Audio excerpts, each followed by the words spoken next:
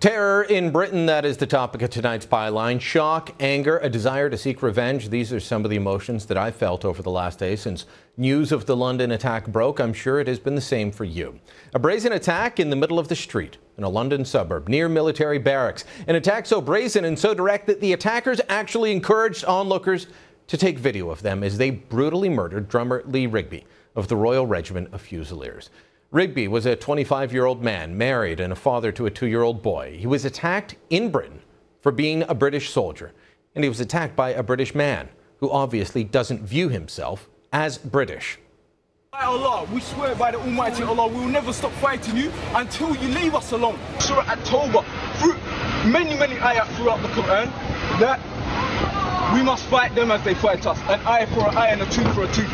I apologise that women had to witness this today, but in our lands, our women have to see the same. You people will never be safe. Remove your governments, they don't care about you. Do you think David Cameron is going to get caught in the street? When we start busting our guns, do you think the politicians are going to die? No, it's going to be the average guy like you.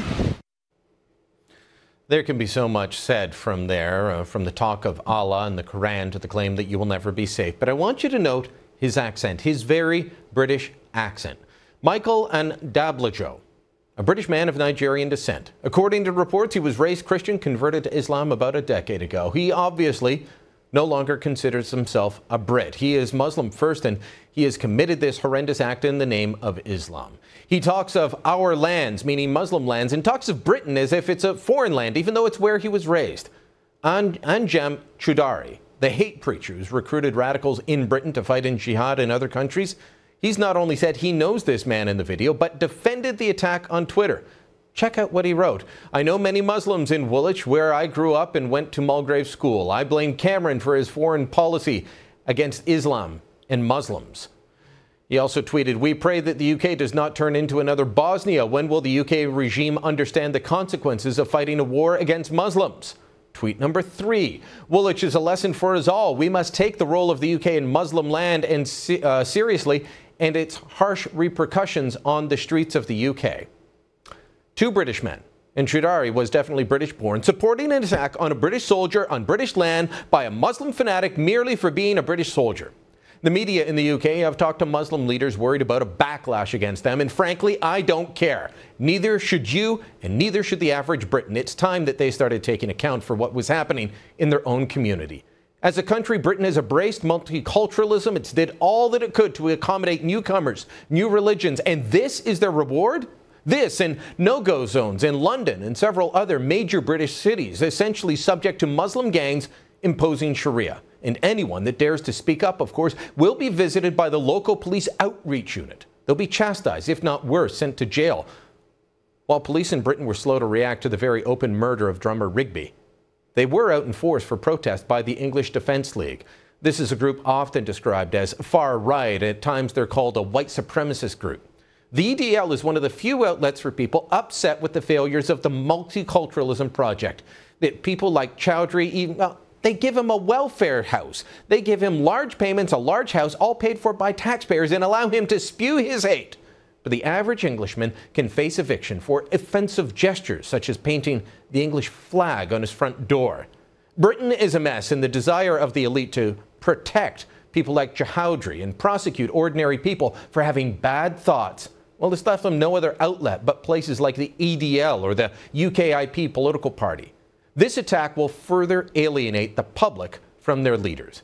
The British Defence Ministry actually ordered soldiers not to wear their uniforms in public, an order that was sensibly overruled by Prime Minister David Cameron.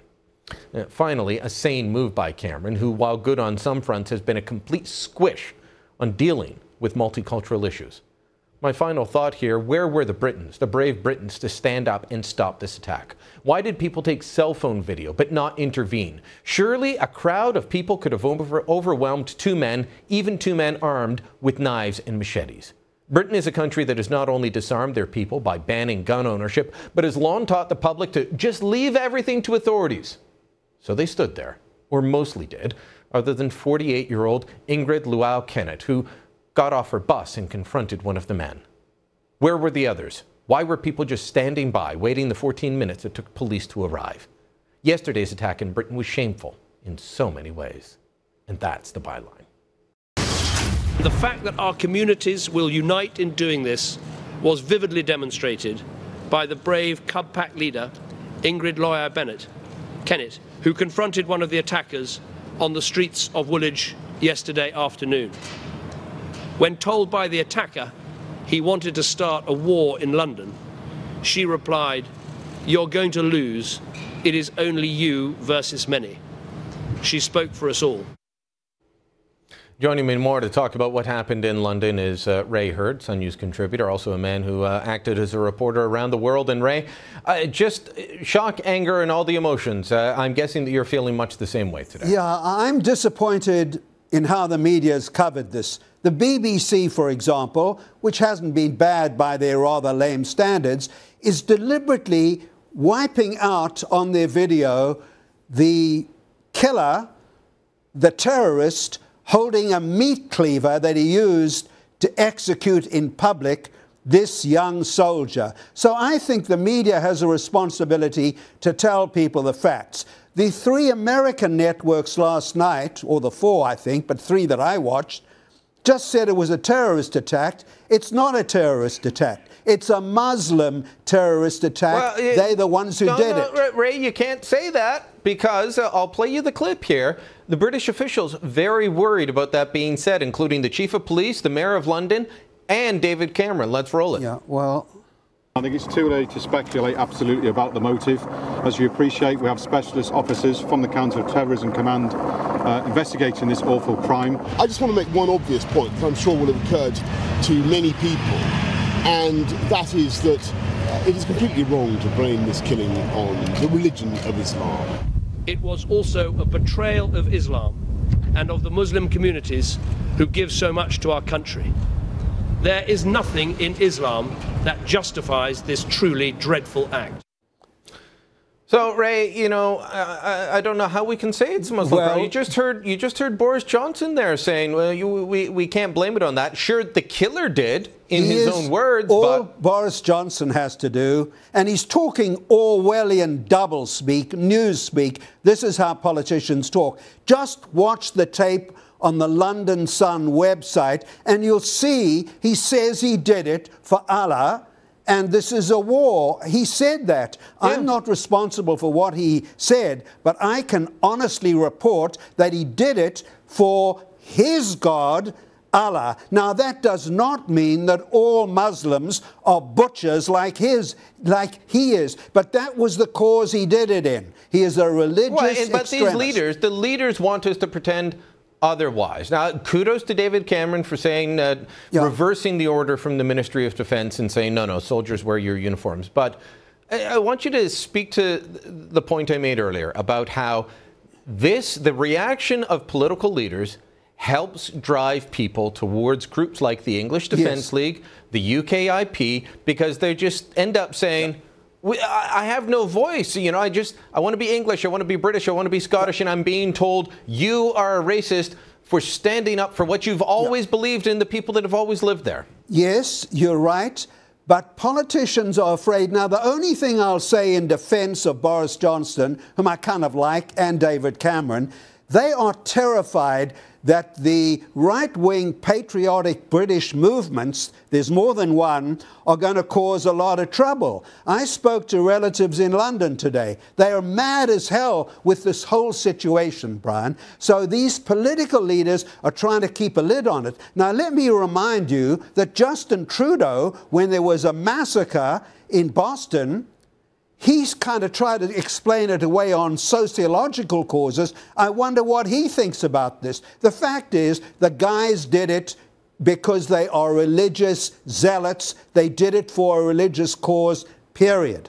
What do you make about the fact that these guys were British citizens, British accents, but talking about Britain as if it's a completely foreign land? Well, Britain has failed to do what Canada has done much better. We've done a better job at assimilating a diverse group of people from all over the world. I'm one of them. I came from South Africa, for Christ's sake. So here, Canada has one advantage. In Britain, which I visit because my family's there, they're divided into ghettos. it is not as integrated as, say, Toronto or even Ottawa.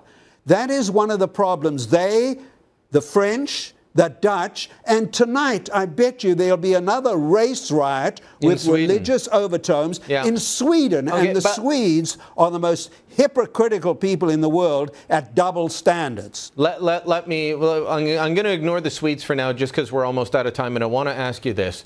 The Harper government, Jason Kenney specifically, has been pushing for he's been pushing Canadian history, Canadian themes, giving a different flavor to multiculturalism, and that, yes, they do even talk about assimilation, not in the way of saying get rid of everything you had before, but saying you've got to adapt to Canada's way of life.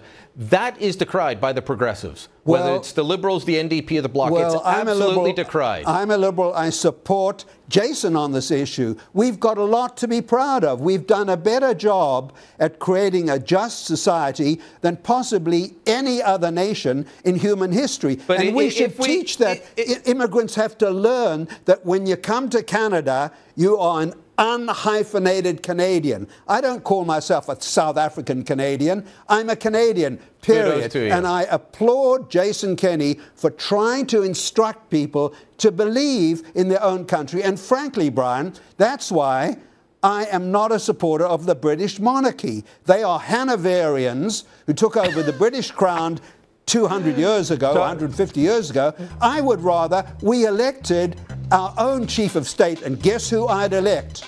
Don Cherry. We'll have to leave it there, Ray. Topic for another day. As always, good talking to you. Email me your thoughts on all of this, byline@sunmedia.ca.